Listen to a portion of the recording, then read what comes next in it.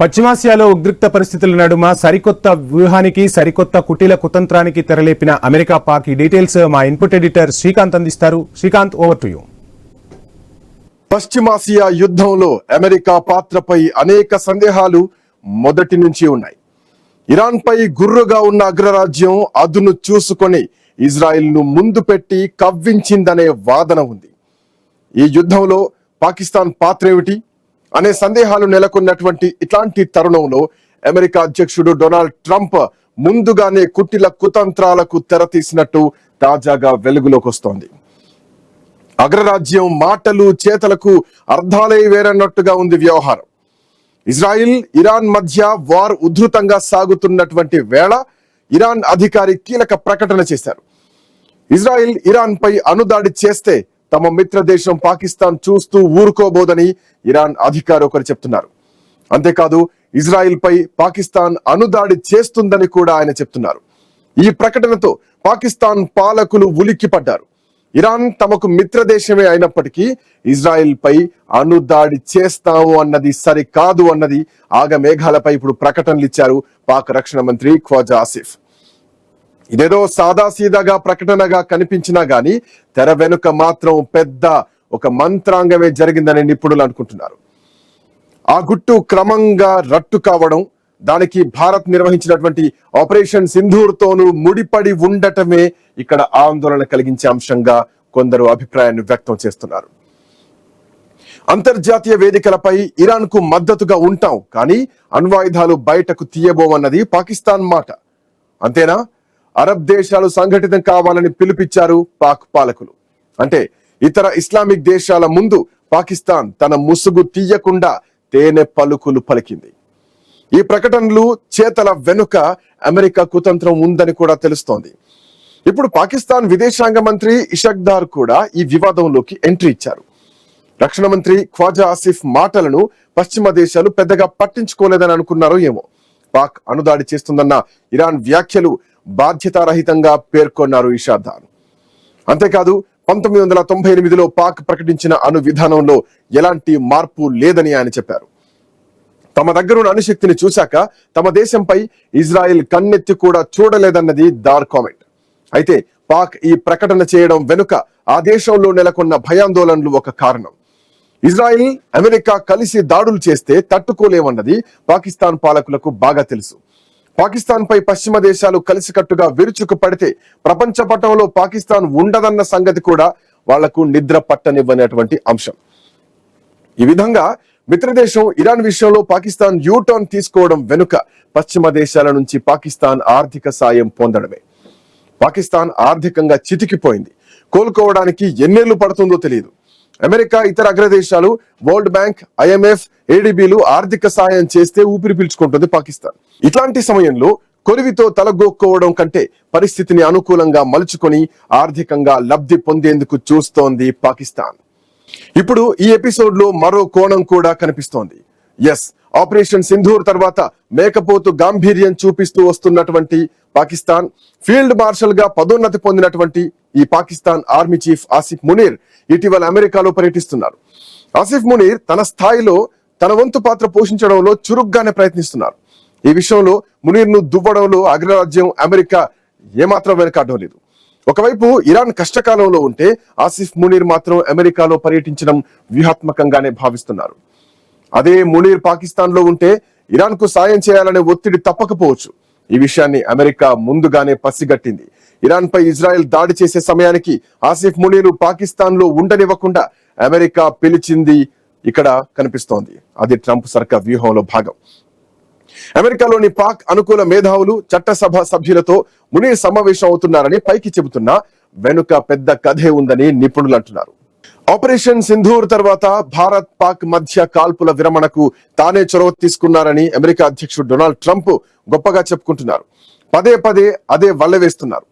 ఈ విధమైనటువంటి ప్రకటనను భారత్ ఖండించింది, కానీ పాకిస్తాన్ నుంచి ఎలాంటి ప్రతిక్రియ లేదు. ఆపరేషన్ సింధూర్ లో చైనా సైనిక ఆయుధ సాయాలు భారత్ రియాక్షన్ ముందు తేలిపోయాయి. దీంతో పాకిస్తాన్ ప్లాన్ బిని తెరపైకి తెచ్చింది. భారత్ తమ భూభాగంపైకి దాడి చేయకుండా అమెరికాకు తమ దేశంలో పెద్ద స్పేస్ ఇచ్చింది. పాకిస్తాన్ ప్రతిపాదనలకు ట్రంప్ ఫిదా అయ్యారని సమాచారం. బలూచిస్తాన్ లో అపార ఖనిజ సంపద ఉంది. ఇక్కడ అమెరికా కంపెనీలకు రెడ్ కార్పెట్ వేస్తామని వెల్లడించింది పాకిస్తాన్. ఇదే కాదు, అమెరికాతో క్రిప్టో కరెన్సీపై పాకిస్తాన్ డీల్ కూడా కుదుర్చుకుంటోంది. ఈ డీల్లో ట్రంప్ కు సన్నిహితంగా ఉండేవారు కీలక పాత్ర పోషిస్తున్నారు. పాకిస్తాన్ లో పాగా వేయాలని గతంలో అమెరికా చూసింది. అప్పట్లో ఇమ్రాన్ ఖాన్ ప్రభుత్వం ఆ ప్రయత్నాన్ని అడ్డుకుంది. ఇప్పుడు పాక్ ప్రధాని షహబాజ్ షరీఫ్, ఆర్మీ చీఫ్ ఆసిఫ్ మునీర్ల వెన్ను తడుతూ పాకిస్తాన్ లో చైనా కార్యకలాపాలు విస్తరించకుండా అమెరికా తన బ్యాక్ ఛానల్ ద్వారా అడ్డుకుంటోంది. ఇప్పుడు పాకిస్తాన్ ను అమెరికా ప్రోత్సహించడం వెనుక చాలా కుటిల ప్రయోజనాలను అగ్రరాజ్యం ఆశిస్తోంది. పశ్చిమాసియాలో పట్టు సాధించేందుకు పాకిస్తాన్ భూభాగాన్ని వినియోగించుకోవాలని చూస్తోంది అమెరికా. పైగా పాకిస్తాన్ కు పొరుగు దేశం ఇరానే. ఇప్పుడున్నటువంటి పరిస్థితుల్లో ఇరాన్ ను నిలువరించాలంటే పాకిస్తాన్ భూభాగమే సరైన వ్యూహంగా అమెరికా భావిస్తోంది. ప్రస్తుతం పశ్చిమాసియాలో ఉద్రిక్తతలకు ఇజ్రాయెల్ కారణమని అరబ్ దేశాలు, ఇతర ప్రపంచ దేశాలు భావిస్తున్న ఈ యుద్ధం ఆపగల రిమోట్ కంట్రోల్ అమెరికా చేతుల్లోనే ఉంది. ఆ రిమోట్ ను ఆపరేట్ చేయడానికంటే ముందుగానే పనులు చక్కబెట్టుకోవాలని అమెరికా చూస్తోంది. ఇరాన్ అణు కార్యకలాపాలను అత్యంత సమీపం నుంచి అడ్డుకోవాలంటే అమెరికాకు పాకిస్తాన్ భూభాగం తప్పనిసరి. పాక్ నుంచే ఇరాన్ కార్యకలాపాలను గమనించాలని భావిస్తోంది. దీనికి తోడు పాకిస్తాన్ కు ఇరాన్ తో 909 కిలోమీటర్ల సరిహద్దు ఉంది. ఈ సరిహద్దు ప్రాంతంలో బలూచిస్తాన్ ఉంది. బలూచిస్తాన్ లో పాగా వేస్తే ఇరాన్ ను పూర్తిగా కట్టడి చేయొచ్చన్న ఆలోచనకు అమెరికా రావడం వల్లే పాకిస్తాన్ ఆర్మీ చీఫ్ మునీర్ ను ప్రోత్సహిస్తోంది. అందుకే ఆసిఫ్ మునీర్ అమెరికా పర్యటనకు ప్రాధాన్యం ఇచ్చింది ట్రంప్ సర్కార్. వాస్తవానికి కోల్డ్ వార్ సమయంలో రష్యాను విచ్ఛిన్నం చేయడానికి అమెరికా ఇదే విధంగా పాకిస్తాన్ ను వెపన్ గా చేసుకుంది. ఇప్పుడు పాకిస్తాన్ వేదికగా ఇరాన్, చైనాలను కట్టడి చేయాలని చూస్తోంది. అగ్రరాజ్యం ఆలోచనలు ఈ విధంగా ఉన్నాయి. ఇప్పటికిప్పుడు ఇరాన్ ను అడ్డుకోవడమే అమెరికా లక్ష్యం. అందుకే చైనా సంగతి పక్కన పెట్టి ఇజ్రాయిల్ సాయంతో పాకిస్తాన్ నుంచే ఇరాన్ ను నాశనం చేయడానికి పూనుకుంది అమెరికా. అమెరికా ఎత్తుగడలు చూస్తుంటే ఇరాన్ పై ఇజ్రాయెల్ దాడులకు చాలా ముందుగానే ప్లానింగ్ వేసినట్టుగా తెలుస్తోంది. ఈలోగా పెహల్గా ఉగ్రదాడితో పాక్ ఆర్మీ చీఫ్ దుందుడుకు వైఖరి ప్రదర్శించారు. భారత్ తీవ్రంగా ప్రతిఘటించేసరికి పాకిస్తాన్ కంటే ఎక్కువ ఉలిక్కి పడింది అమెరికా మాత్రమే. తన భవిష్యత్ కార్యకలాపాలకు విఘాతం కలుగుతుందని భావించే ట్రంప్ చాలా వేగంగా కాల్పుల విరమణకు పాకిస్తాన్ ఒప్పించారు. అమెరికా చెప్పడం, పాకిస్తాన్ పీచెమూడవడం వెనుక అసలు కథ ఇదే అని ఇప్పుడు విశ్లేషకులు ఒక అంచనాకు వస్తున్నారు.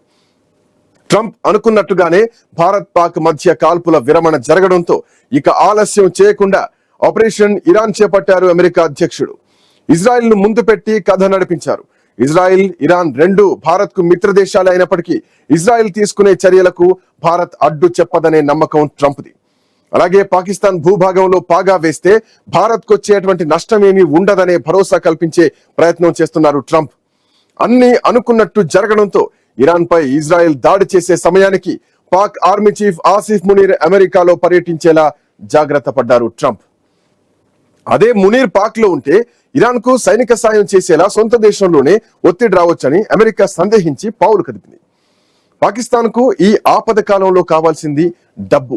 అది మేమిస్తాం, సాయం చేస్తాం, బదులుగా మాకు బలూచిస్తాన్ లో పాగా వేయడానికి చోటిస్తే చాలు, పరస్పరం లబ్ధి పొందొచ్చని ట్రంప్ ఒక బిజినెస్ మెన్ గా చెప్పిన మాటలు పాకిస్తాన్ పాలకులకు బాగా నచ్చేశాయంట. ఇప్పుడు పాకిస్తాన్ లో అమెరికా కాలు మోపడమే తరువాయి. బలూచిస్తాన్ లోని ఖనిజాలను అమెరికా సొంతం చేసుకోబోతోంది. పనిలో పనిగా అక్కడ నిఘా కేంద్రాలు ఏర్పాటు చేసి ఇరాన్ ను కంట్రోల్ చేయడానికి అమెరికా ప్రయత్నిస్తోంది. మొత్తానికి ఇరాన్ కు మిత్ర దేశం అని భావించిన పాకిస్తాన్ ఈ విధంగా క్లిష్ట సమయంలో హ్యాండ్ ఇవ్వడంతో ఇరాన్ పాలకులు రగిలిపోతున్నారు.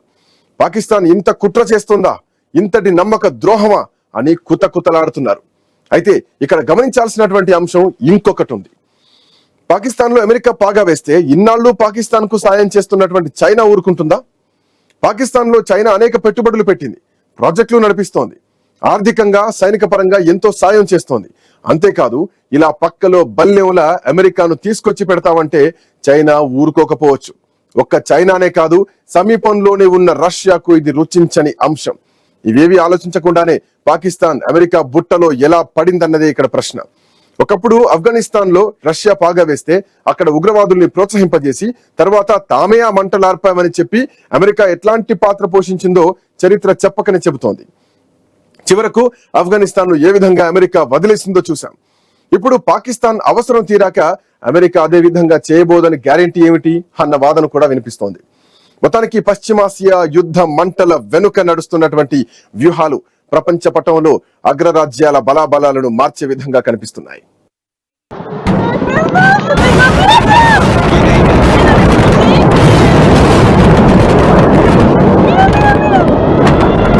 Why? Die.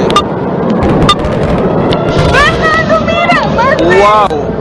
Imale.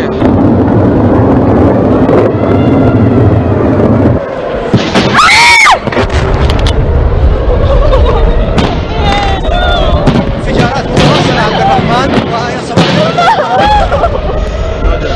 انفجارات.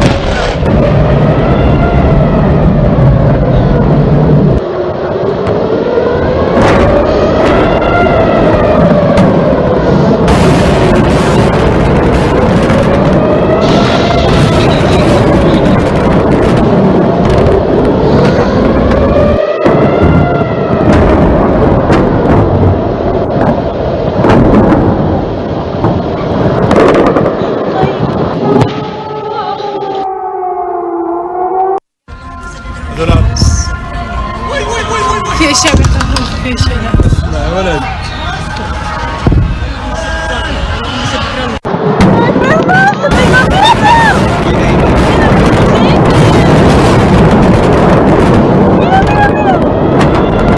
Why?